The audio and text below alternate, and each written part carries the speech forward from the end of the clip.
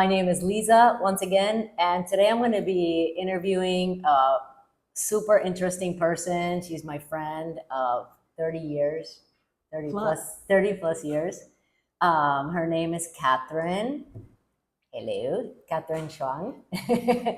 And she's my friend. We met in at university, at San Francisco State University, in the great era of the 1990s, early 90s. And the reason she's such an interesting person is that just like me, her family immigrated to the United States in the late 70s, late 70s, and but completely different story. And it's super interesting because I'm a fairly educated person, but we were just talking this morning that for whatever reason, either because I was all focused on my own immigration or whatever, but I had really never heard of that humongous wave of immigration that Kathryn's family came in on, that I should know about. Like I went to university, and I'm an actual teacher, and I didn't really find out about it until Kathryn was a guest speaker for my middle school students in geography. And so when she was telling the story, I was like, whoa, I did not know anything about this. So super interesting story. And these days, Kathryn lives in New York, Manhattan.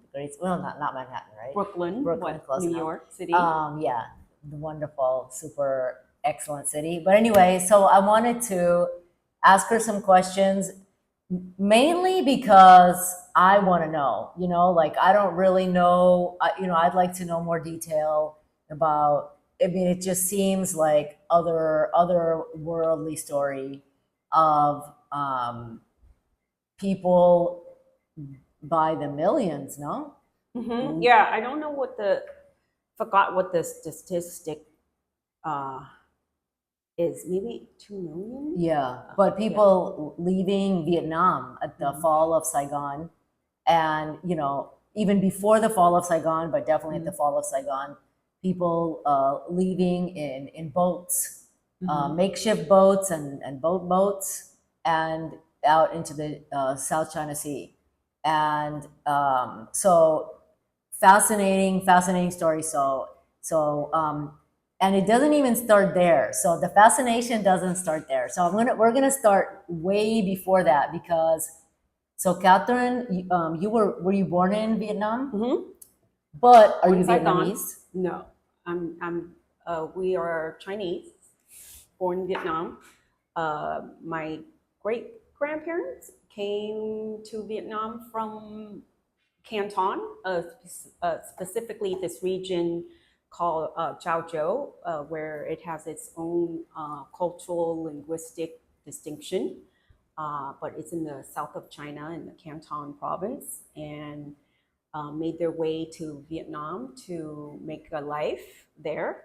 And why did they go to Vietnam? I'm not sure, but likely I haven't heard of any sort of major event that propelled them to. So I'm assuming it's just to make their life somewhere else. Just like seeking right, fortune, better life, right, whatever. exactly, better opportunities. Well, the Chao Jao people are known to be very entrepreneurial, so perhaps that that sense of adventure and wanting to make your way in the world somewhere else, like that was already embedded in my grandparents, and then they went they went to seek their fortune elsewhere. So maybe it was a combination of a lot of things. Like there weren't many opportunities there. This was turn of the century, like the early 1900s. This is your grandfather. This is my great grandfather. Yeah, and also my great grandparents, they were born in, well, my grandparents were, half of them were born in China. So yeah, so even before then, yeah, so they made their way, well, as is a lot of the Chinese diaspora in Asia, especially to Southeast Asia. There's lots of movement from China to other parts of Asia with Chinese anyway. So just historically, uh, just I guess maybe because of the financial situation in China, their people have to go elsewhere to make it. Do you know why they chose Vietnam? Was it just was it because of its Yeah, maybe it's certain proximity, okay. and I don't know why. Maybe they already knew people there. Oftentimes, that's usually the migratory pattern, is that you know someone, and then That makes sense. yeah, that you there's like a support system there already, Right. and Somebody to yeah, help you like settle or whatever. exactly. And then your dad, how old was your dad at this time? It's like early 20s. Yeah, Wait, early wait. 20s. So you mean my grandfather? Your grandfather, sorry. Oh, So I'm like 18. okay. Yeah, so my paternal grandfather, as I've heard it, made his way to Vietnam down the Mekong River on a boat when he was 18. And he then got work as an accountant in a I think it's the fish sauce. So there might have been, other jobs before that, but the way that he came to meet my grandmother and to also build his business was that he was an accountant for this fish sauce company. So fish sauce in Vietnam is like the equivalent of, soy sauce to Chinese, or like ketchup to American. It's this major staple of the cuisine. And he was an accountant, and he bought the business.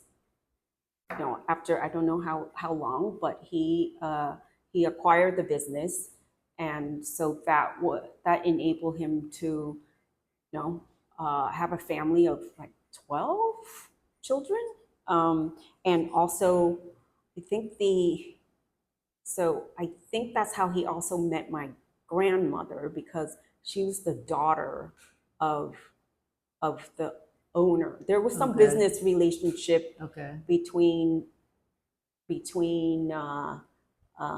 the his father-in-law, and that's how he met the daughter. And who you were became my saying grandmother. that your grandmother was also in the same from the same ethnicity. Yes, yes, yeah. So Chao Jao they- people are fairly ethnocentric. I guess as is a lot of Chinese, from that generation. Mhm. It's like they marry their own people. Right, and because they have you were saying that they speak their own dialect, like Yeah, it's they a speak different their language. Yeah, it's linguistically it's called unintelligible. So meaning, even though it's categorized under Chinese, you wouldn't be able to understand it. Like a person who doesn't speak that dialect likely won't be able to understand it, even if they spoke another Chinese dialect, Oh wow! because it's unintelligible for each other. And is that dialect still alive? Oh yeah, it is. Oh yeah. wow! There's Okay. the Chao Jao diaspora is, though in percentage, it's small, but it has been able to be spread worldwide, and very sort of prominent because of this entrepreneurial wow. spirit of the Chao Jao people. Actually, most of the Chinese billionaires are Chao Jao people. Oh wow! Yeah, like Like for instance, currently? yes, currently. Oh wow! Like Chow Yun Fat is Chao Jao. Okay. Major Hong Kong movie star. So Interesting. yes, there's a lot of Chao Jao people in the business community, and yeah, so they're yeah, they're So you guys are kind of like the Jews of kind China. of yes we have yes. So Jew to Jew. Yes, it is. We are because yes, they also they're very philanthropic. Okay. Like they put back into the community. All right. They usually like I was born in Vietnam. I was born in a hospital where the Chao Jao like organized to build this hospital. Okay. And they will also fund for people to get care that couldn't afford it. So they're very, you know, because they have business skills and they oftentimes make money, make a lot of money. So they don't just hoard the money; they actually give back. So to the community. Yeah, yeah. Okay. Which is something that I guess I don't really see Chinese doing that. You know, I always sort of like see Chinese as rather like selfish, like they just want to, like they're greedy with money and they want to make the money and they just want to hoard the money, right? I don't, you know, they're not, I guess maybe in this culture, like there isn't that stereotype of them like giving it away, you know, like you would like a Bill Gates or something, you know, but they actually have had that value in their in their in their culture, and that has been, you know, and that has been played out centuries and to this day. So that's something, you know, that I hope to continue, Right. you know, as well. So, yeah.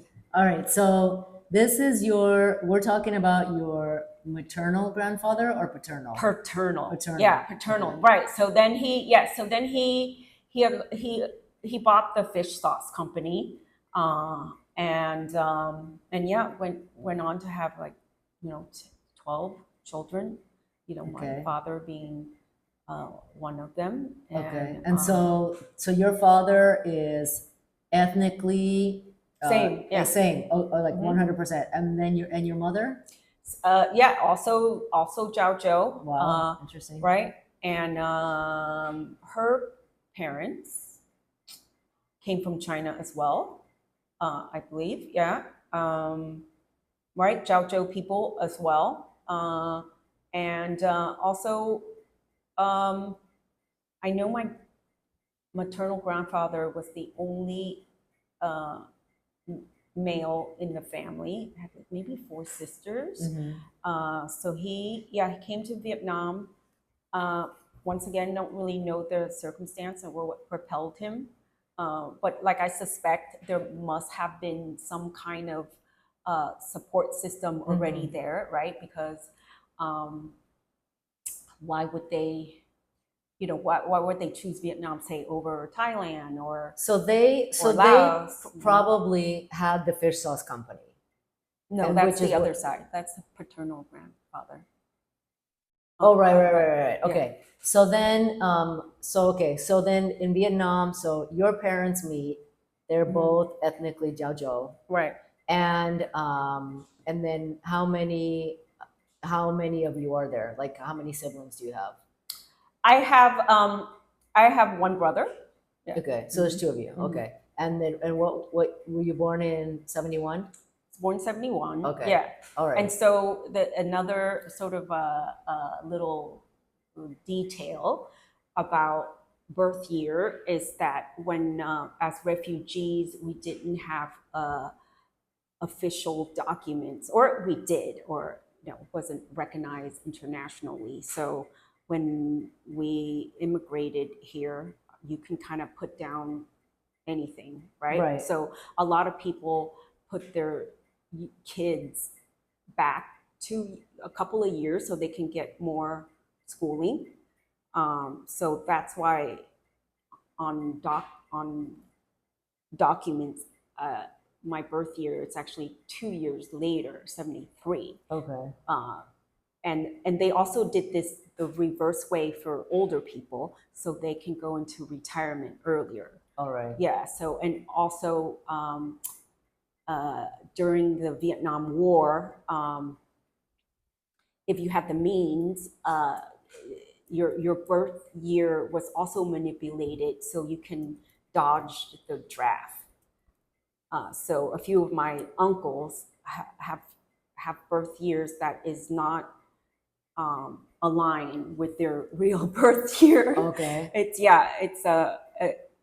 so the whole birth year thing is fluid. Not, it's not straightforward Right. for many reasons. So, sorry, I was just looking at the dates for the Vietnam War. So it's 1955 to 1975. So yeah. So just, I mean, you were Right, a small yeah. child Yeah, at that time. don't remember, we lived in Saigon, and we were, by that time, both families, my mom is one of 10, so like both big families, and by that time, both grandparents on both sides were very well established. Basically like millionaires, Really? of the era. They had multiple, like my maternal grandfather had multiple businesses, but mainly in real estate, and also like I remember a car part store, like where we sold car parts, and a like a ice business. Okay. Because back then you would deliver these big blocks of ice. Right. Because I think maybe in the countryside, or there's no refrigeration. Yeah, there's no refrigeration, so like the whole ice thing was still needed. And right. And then did your dad have the fish? Your grandfather still had the fish sauce company? Yes, I remember going to the plant, which was like really close to the main house, and it was along the river in Saigon. So and my eldest uncle, his oldest son, was in charge of the. Wasn't really. I guess it wasn't really a plant. It was more like the shipping area, because it was right on the river, so they were able to load the product onto a boat, and then that would travel down the river to wherever it needed to go.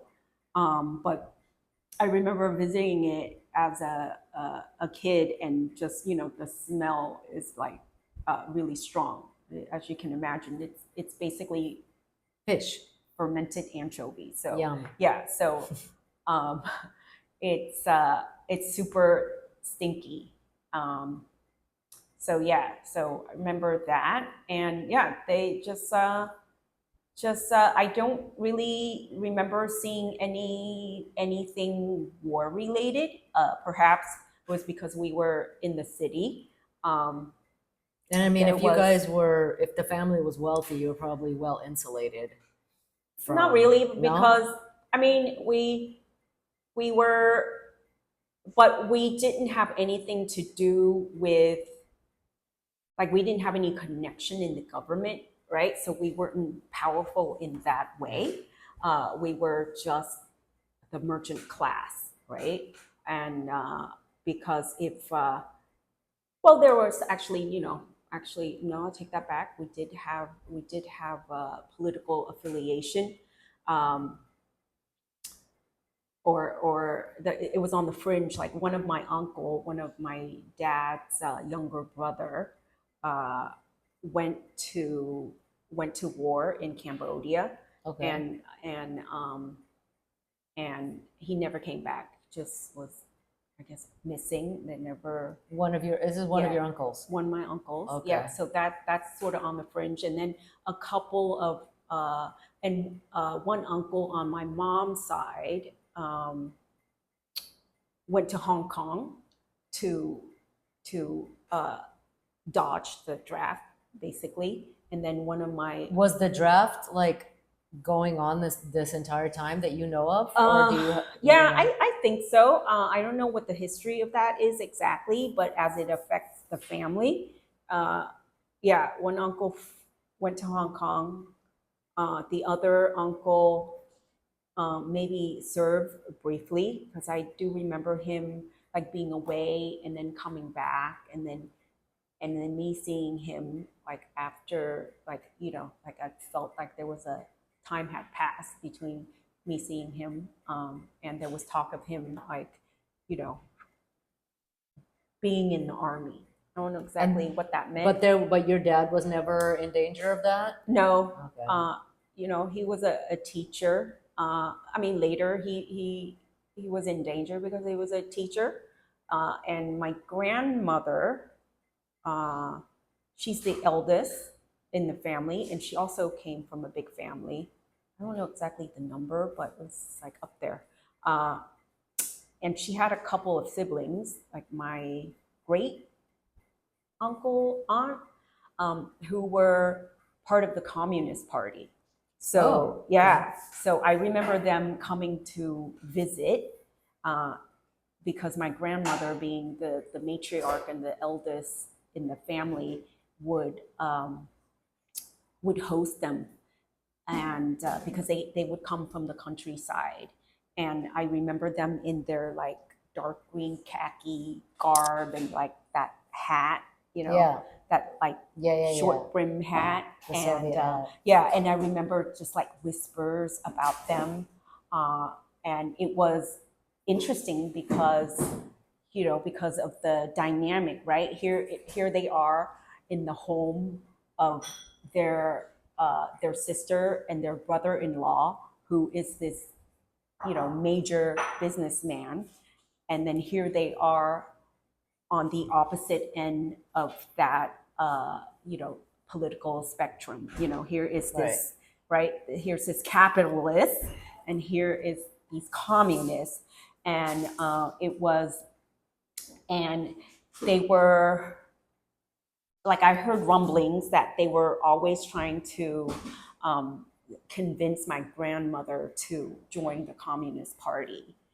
And, you know, it was just, I guess it was just interesting now looking back at what that was like to have this seemingly polar philosophy of life, perhaps. You know, there's this like capitalists, and then there are these communists, and they're you know, they were, you know, they were like the beneficiaries, right, of they were, you know, my grandmother was hosting them, and here they are trying to like convert you. Right. But and my grandmother, I hear later, would try to would sort of pass along the their sort of the communist brothers and sisters, like persuasion. Like she would sometimes be like, "Oh, we should join the Communist Party," right? I mean, she wasn't, you know, she wasn't an educated woman, and in fact, she was illiterate. But my grandfather was the opposite of that. He was, you know, knew how to read and write, and was of the world, right? I mean, he didn't go to college or anything, but he was literate. So I don't know. Maybe that's just my bias, right? That because she wasn't educated formally, that maybe she didn't have critical thinking skill, but that could be totally wrong. Like maybe she just she could see the benefits of the communist system, or maybe her siblings were very persuasive. Right. Because I remember them being very like charismatic and like very like salesy. Right. You know, or that was what was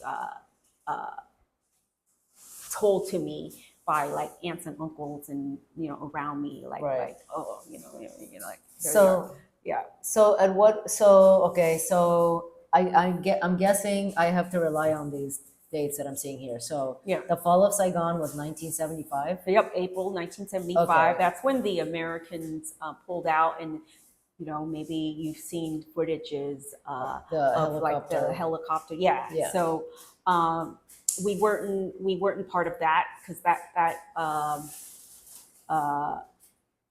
a lot of Vietnamese, because it was a French colony, they were Catholic. Um, so through the church, the churches usually are a hub of organization, and a lot of Vietnamese were able to flee through the church, because the church would have sponsorship, in other countries that were accepting refugees. So This is they were after the fall? yeah, after the Okay. fall. But right at that moment, people who had heard about the helicopter, they would go, but that weren't a lot of people at all. But that was like a dramatic scene, so that gets like imprinted in the visual. And you're talking culture. about, I mean, what you're talking about is helicopters lifting people out Right. to some sort of safety. Yeah. And so and then just again, I'm not going to get into it, and I don't even know enough about it to get into it. But we're talking about the United States leaving Vietnam, and then the Communist Party Right. taking over Right. Vietnam. And so so the United States leaves and Communist Party takes over. Is there what that you recall, or maybe your parents told you, was there a difference like right away? The only the different I do remember a currency exchange. Like they would occasionally make you change the currency to render the current currency. Worthless. Yeah, Okay. I was going to say impotent. Oh, okay. But yes, so I do remember like going somewhere to change out Change currency, money. right? Okay. And then later I heard that they had to line up for food, Okay. and and that my grandmother was trying to convince the family that it was going to be okay, likely through her siblings' persuasion, right? Because they were part of the Communist Party, that it was going to be okay, and then I don't know who finally made the decision, but I think she had to be convinced, likely by my grandfather, that or someone else in the family. I don't know how, because she was a pretty strong-willed woman who was like dominating, and had that like dominating presence. Matriarch Yeah, type of thing. very much so. So I heard that it took some convincing for her, and that's why we didn't leave immediately in '75, because she wanted to kind of wait it out, because See how it would go. yeah, she was assured by her siblings that it was going to be okay. Okay. And so what does that mean, leaving? What did leaving entail? Well, leaving entail leaving. You weren't, well, you couldn't leave, right? So it was, So if like you were caught, you couldn't like Yeah, you go get an airline ticket no, and just fly out, no, because that was not allowed. no, yeah, that was, I think it's likely considered like almost Like treason. treason. Yeah, Right. yeah, because they're I've heard of people leaving and then being caught and then being thrown in jail, so. And sorry, just to go back 1 second before the leaving. So why did the family want to leave? Was there danger? Was there poverty? What was it? I think that they could see the writing on the wall, that they couldn't live the life that they have led under the communist regime, because because this is a wealthy family. These are Yeah. wealthy families. Right. So what happened to them?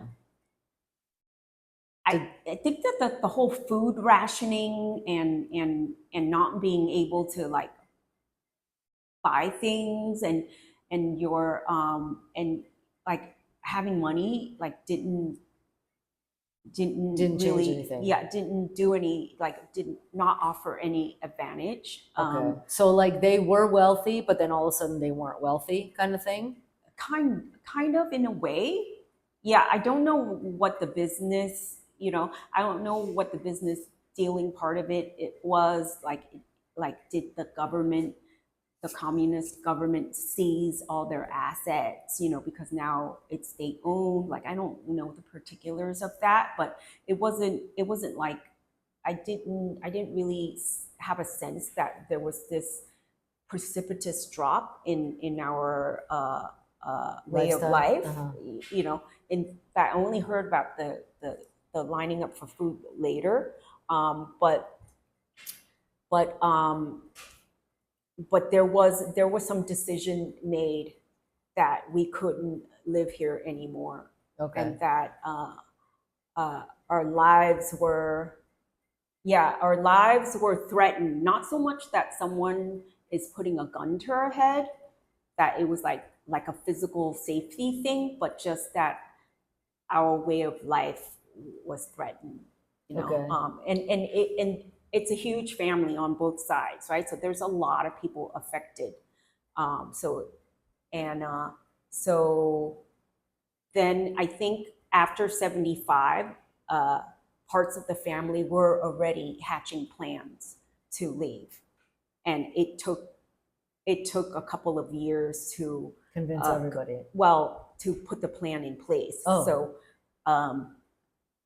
one of the privilege of being wealthy was that the family was able to organize this trip out because we have the means to do it. And so what was the plan, or what? Well, to buy a boat, to hire the captain, to decide who was going to come on this trip, how much they had to pay. I remember seeing like gold bars. There were, yeah, Like physical gold yeah. bars. Okay. Well, they weren't really bars. They're more like flat. Like Mhm. they look like a chocolate bar. They weren't like like the cartoon gold bars. It was just like a chocolate bar Mhm. shape. But there were people paid in gold to leave, and maybe in today's value, it was, I don't know, somewhere like I don't know, like $5,000 in today's value, like equivalent of $5,000 per person. Okay. And I think this boat fit, I want to say maybe, I don't know, would have to ask my mom, maybe like 100 people or And so something you like had that. 100 family members? No, there were other people. Oh, like other friends people and as well. friends, like people who knew Okay. the family, Right. Yeah, but it was, it was people from both sides of the family. It was a big family, and also by that time, some some of my aunts and uncle had already left because there was an opportunity for them to go ahead, and so they took it. Like I remember, yeah, to And my where aunt on my mom's side, they same kind of thing. They ended up. did they know where they were going, or like what? Like how do you No, know where to go? They knew that there were refugee camps in the South China Seas, so they would just set out in a particular direction uh, and hope that they would be rescued by one of these like international aid groups, because at the time like word had gotten out that this was happening, so there were like NGOs, I imagine, like patrolling the area. And so I mean, it's a plan. It's a secret plan to buy a boat and Yeah. hire a captain. Like, how do you hide a boat? Yeah, it was, yeah, that's why it took a long time because we did, and then I've heard of like there was a failed attempt, like some government a person found out, and then we were thwarted, and so we have to like start over again. So yeah, so So, do you have a memory of like getting on a boat? I do, yeah. It was nighttime. We were all meeting somewhere that was like, like a villagey part because we lived in city, so we like had to go to some village and at night, and everyone just had to rendezvous, and it's a lot of organization, um, and it was one of my dad's sister's husband side of the family was a key factor in the organization. Like they lived outside the city, and they had some kind of connection. So they were like a huge part in the organization of this exodus. Um, and yeah, so we all met up and you know So you had took off. you have 100 people on a boat. The Don't boat, quote me on that number, but well, I mean, yeah. more or less, Mhm. you know. So, you know, you take off at night, and the boat starts sailing. Yeah, so we were on the This is a sea sailboat. No, this Oh, is okay, like a sorry. wooden boat. I have photos of it, Oh, so you can okay. kind of see the size of it. And you start And sailing. yeah, we And start for how sailing. long? It was about a week.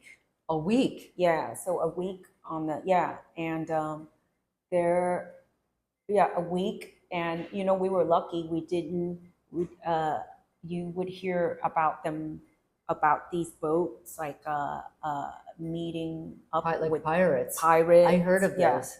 yeah, and I think they were like Thai pirates, and or just natural.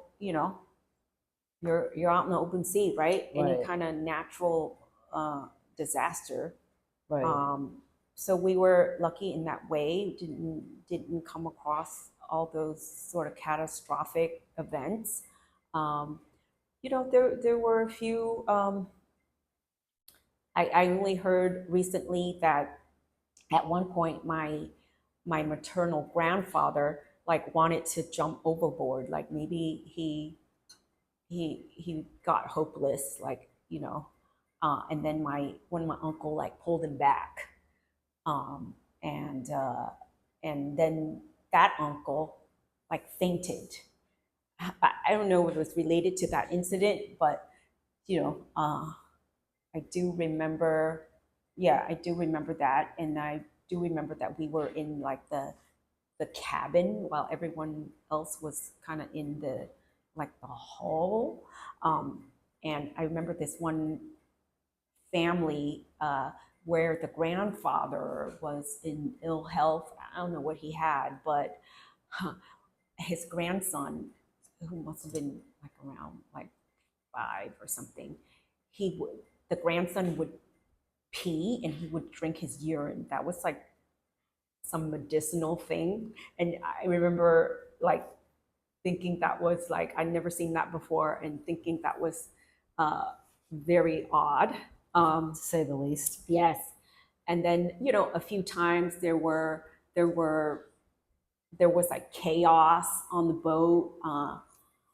I remember something about like water, like people wanting more water, or there was like a big like drum, like a huge drum of oranges, and like somebody starting to eat too much of it or something. I don't, yeah, there were like dramas Okay. And that happened. and then is this boat like does this boat have like an inside part, or is it just like a boat Yeah. where everybody is exposed to the elements? Yeah, yeah, pretty much everyone was exposed, and except for this like cabin, which like my grandparents were in, right? And I was in, and then there was like a hall, you Uh-huh. know, um, where people would be. But I do remember people being out in the open, you know, in the open air Like as well. slept in the open air, Maybe, daytime yeah, open air. exactly.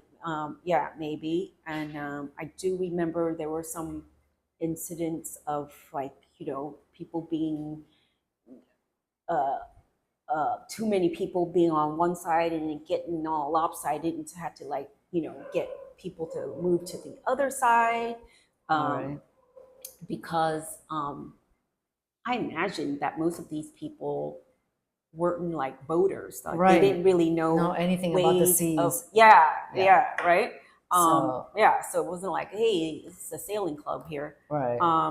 So they didn't know how to be Right. in the open sea and on a boat for a whole week, right? Right. Like, hey, maybe go out on a boating trip for a couple of hours, but and yeah, so that and then we ended up in a refugee camp in Malaysia. So wait, so the boat landed in Malaysia? Like you guys Yeah, got to I Malaysia? think so. I think I don't know the details of that, but maybe some boat like saw us out at sea and then directed us to the nearest refugee camp. So I don't know. I don't think it was like, oh, we knew where the refugee Right, camp right, was and right. then we You were went just there. trying to get to land. Yeah, we were just like, we just left, Right. you know, not Okay. really having a clear destination. It wasn't like we could put in the GPS, like, Right, you know, right, going right. to this island, right? Yeah. So we just like went in the direction of where we thought safety would be. And okay, so you get to Malaysia, to Yeah. refugee camp, and what do you remember like Yeah, the I remember. conditions? Yeah, it was just it's like Because you're like 8 years old by this time, uh right? 79? no, it was earlier than that. Oh, it was earlier than 79. Yeah, like 78 Okay. ish. Okay. Yeah. So you're like 7. Yeah, it was. I remember like these like we had one of the more developed buildings on the island. There were several islands, and this one is now a luxury resort. Oh. So you can go back and see it because, you know, it's this island with like beautiful beaches and but I do remember that we had one of the more developed housing where it had like a cement floor, but it was like thatch roofs and like a outhouse where it would have these like plank that you would walk into this little hut, you know, to do your business. Um, so like, no, I don't think there was electricity. Uh, yeah, I don't But do you have remember like, seeing I mean, electricity. you know, as a 7-year old, you're not going to remember that much, but like, what is the general feeling? Like, do you remember feeling in danger? Do you remember not No, feeling anything? You're just with your family? yeah, I'm just like with my family. All right. Nothing like traumatic or whatever. No, and I do remember um, we lived on like the east part of the island or the west part. I don't remember, but there is like the central part. I do remember my mom taking me to somewhere in the central part to be tutored. You know, because this like school wasn't going on, but Because she how, had how long were you there on the island? maybe 8 months or Oh, something wow. like that. Okay. Yeah, Quite a while. but yeah, so there wasn't really any kind of that I remember. Maybe there was any kind of schooling like put in place.